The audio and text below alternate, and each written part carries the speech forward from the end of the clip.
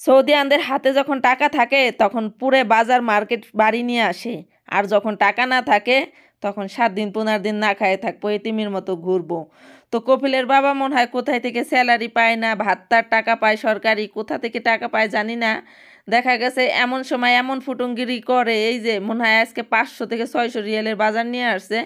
মানে এগুলো আনতে বলা হয় না, প্রয়োজনীয় কয়েকটা জিনিস আনতে বলছিলাম। এই যে 2 কার্টন মুরগি আনছে, সম্পূর্ণ জিনিস নিজে ইচ্ছাকৃতভাবে বাজার করে চলে আইছে। দেখি আমার জন্য চিংড়ি মাছ আনছে।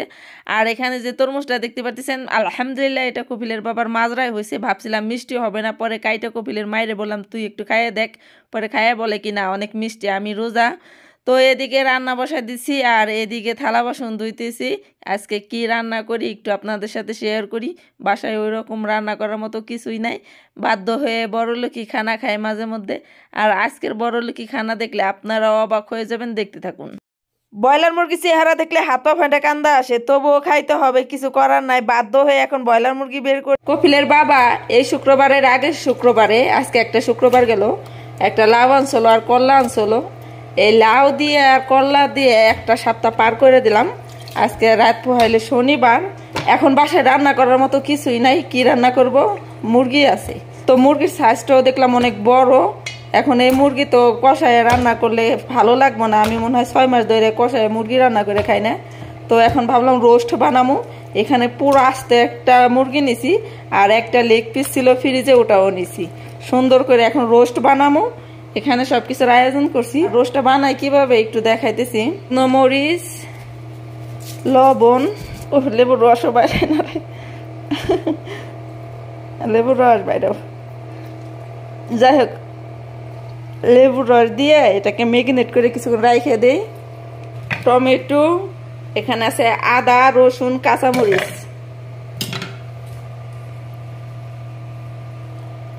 কাঠবাদাম, আর কি জানি দিব মনে করলাম, আর হলো জিরার ফাঁকি। এটাকে সুন্দর করে এখন ব্লেন্ডার করে নেব। তেল দিয়ে দিছি, মুরগিটা ভাইজে নেই।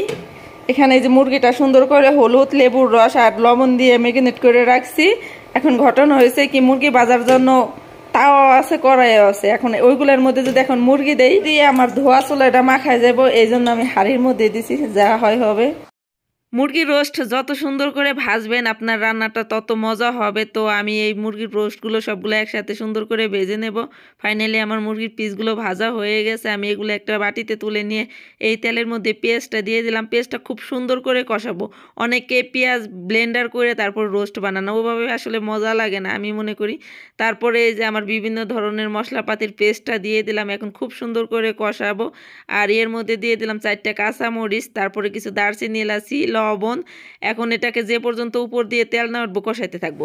জীবনে না উপদেশ দেওয়ার মানুষ আছে, মানুষের গীবত করার মানুষ আছে, মানুষের জ্ঞান দেওয়ার মানুষ আছে, কিন্তু জীবনে না কেউ কারো 1 বস্তা চাল কিনে দেওয়ার মানুষ নাই, কেউ কারো ভালো মন্দ জিজ্ঞেস করার মানুষ নাই। এই মানুষটা খাইছে কিনা সেটার খবর কেউ রাখে না। আপনার চোখে ভালোটা পড়বে, আপনি তার বদনাম করা শুরু করে দেবেন। সত্য কথা কি, এখন আর কারো কথা আমার গায়ে লাগে না। ঠিক আছে, রান্না করতেছি, এখন খাওয়া দাওয়া করে রোজা থাকবো। কালকে যদি আল্লাহ বাসায় রাখে 6টা সাক্ষী রোজা করতে হয়। একটা মোটে করে করছি। আমার বাসার মধ্যে কপিলের মা, কপিলের বাবা, এই কিস্তে সবাই ভাঙ্গে ভাঙ্গে রোজা করতেছে। কপিলের মার রোজা শেষ, কপিলের বাবা শুরু করছে, কপিলের বাবার রোজা শেষ, আমি শুরু করছি। মানে ওই কিস্তে সবাই একসাথে রোজা ছিলাম। ঈদের পরের দিন থেকেই সবাই একসাথে 6টা রোজা করছি। এই কিস্তে কেমন জানি হয়ে গেছি। তো একটা যেহেতু করছি, ভাবতেছি আজকে একটা করব। এই যে মশলাটা কষানো হয়ে গেছে, উপর দিয়ে সুন্দর করে তেল উঠে আসছে। এখন এই যে আমার ভাজা মুরগিগুলো দিয়ে দেব। মুরগিটা ওই রকম ভাজা হয় নাই, যাই হোক যা হয়েছে। তারপরে দিয়ে দিলাম 1 কাপ দুধ। এটা কিছুক্ষণ কষিয়ে সামান্য পানি দিয়ে ঢাকনা দিয়ে কিছুক্ষণ জাল দিলে আমার রোস্টটা হয়ে যাবে। এটা ঢাকনা দিয়ে 20 মিনিট জাল দিলে হয়ে যাবে। এখানে ভাত দিছি, এই যে থালা বাসন রয়েছে, মেজ বানাইছিল, এগুলো এখন পরিষ্কার করি, রান্নাটা হোক। সুন্দর আর কালা নাই, কালার দলা নাই। প্রবাসী মেয়েদের হাত দেখলে সাইডে খাইতে মন চাইবে। তার একটা বিশেষ কারণ হয়েছে প্রবাসী মেয়েদের হাত এত সুন্দর, ঠিক আছে, আর কোথাও ফর্সা না হলে হাত দুইটা খুব সুন্দর ফর্সা হয়। তার একটা বিশেষ কারণ এই যে ক্লোরিক্স না, এই ক্লোরিক্স খুব মারাত্মক।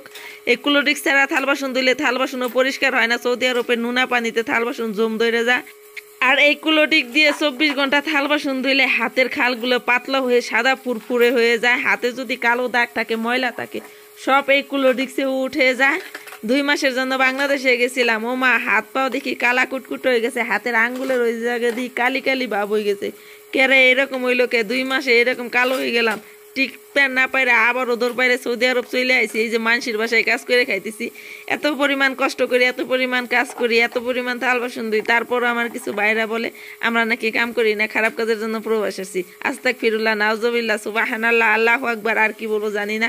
যাই হোক, এই যে থাল বাসন ধোয়া হয়ে গেছে প্রায়, ওদিকে আমার তরকারিটা হচ্ছে, ভাতও হচ্ছে, আর এদিকে আমার থাল বাসনও ধোয়া হচ্ছে। একসাথে সব কাম করতে পছন্দ করি। তুমি সারাদিন না খাই থাও, তোমাকে কেউ সৌদিয়ানরা জিজ্ঞেস করবো না তুই খাইছস নাকি। কিন্তু এক বেলা যদি কোনো কাম একটু ভুল হয়, কইরা না সারা পারি, কৈফত দিতে দিতে জীবন শেষ। ইএম বিএম জিএম ঠিক আছে, সবার কাছে কৈফত দিতে হয়। কেন হইল না, কেন করতে পারলাম না, ঠিক আছে, করতে হবে। প্রবাসে কাজ করতেই হবে, খাও বা না খাও। অনেক সময় মানুষ ভালো মন্দ খায় শখ করে, আবার অনেক সময় খায় ঠিক আছে কষ্টে পড়ে। রান্না করার মতো কিছুই নাই। এখন যদি আমি ব্রয়লার মুরগি কষায় রান্না করি খাইতে পারবো না, এই জন্য এইভাবে রোস্টের মতো বানাইলাম যাতে খাইতে পারি। আলহামদুলিল্লাহ, এই যে রান্নাটা হয়ে গেছে। তেল খুব কম দিছি, আর একটু চুলের পর থাকলেও একা একা তেল যতটুকু আছে উপর দিয়ে উঠে আসবে। ফাইনালি এই যে হয়েছে আমার রোস্ট। রাত 3টে বাজে গেছে, রান্না শেষ, খাওয়া দাওয়া করবো। একটা কথা মনে পড়লো, এই প্রবাসে দমটা ফাইটে আসিস, ইস বাড়িতে যাইতে পারতাম। আবার দেশে গেলে নিজের আপন মানুষগুলোর অবহেলা সহ্য হয় না, মনে হয় যে সেই দূর প্রবাসে ছিলাম ভালো, ওখানেই যাবো 10 বছর একটা না থেকে আসবো। প্রবাসে থাকলে বাড়ির জন্য মনটা কাঁদে, বাড়ি থাকলে প্রবাসে আসতে মন চায়। কারণ হয়েছে সব অবহেলা সহ্য হয়, আপন মানুষের অবহেলা সহ্য হয় না। যদি দুনিয়ায় বেঁচে থাকি, আল্লাহ যেন সুখে রাখে, আর যদি সুখে আল্লাহ না রাখতে পারে, তাহলে এই দুনিয়া থেকে যেন আল্লাহ নিয়ে যায়, এতটুকু আল্লাহর কাছে। জীবনে অনেক কষ্ট করছি, এখন হাঁপাই গেছি, এখন আর কষ্ট সহ্য হয় না। কষ্টের কথা মনে হইলে মনে দিই। আমার একটা অভ্যাস, বাচ্চাদের মতো টিভি দেখি আর খাবার খাই।